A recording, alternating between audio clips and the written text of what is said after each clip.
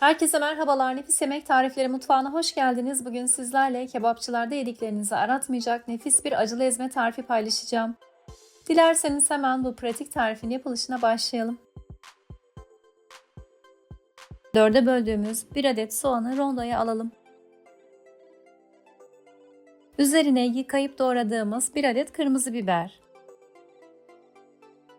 1 adet yeşil biber ve 2 diş sarımsağı ekleyerek rondoyu çalıştıralım.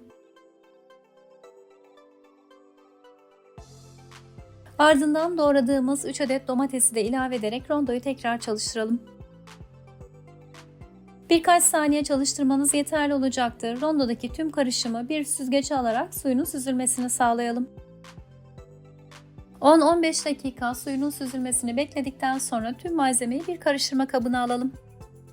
Üzerine 1 yemek kaşığı biber salçası, 1 yemek kaşığı domates salçası, yarım demet kıyılmış maydanoz, 1 tatlı kaşığı kuru nane, 1 tatlı kaşığı pul biber, 1 tatlı kaşığı sumak, 1 çay kaşığı tuz, 2 yemek kaşığı nar ekşisi ve 3 yemek kaşığı zeytinyağını ekleyerek karıştıralım.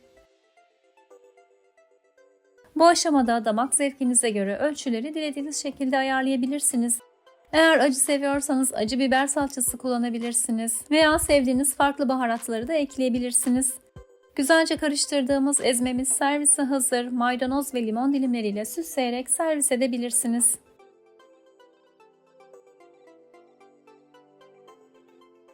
Birbirinden lezzetli daha yüzlerce meze ve salata tarifine Nefis Yemek Tarifleri uygulamasını ücretsiz olarak indirerek ulaşabilirsiniz. Videosunu beklediğiniz farklı tarifler varsa yorumlardan bana her zaman yazabilirsiniz. Vakit ayırıp videoyu sonuna kadar izlediğiniz için özellikle teşekkürler.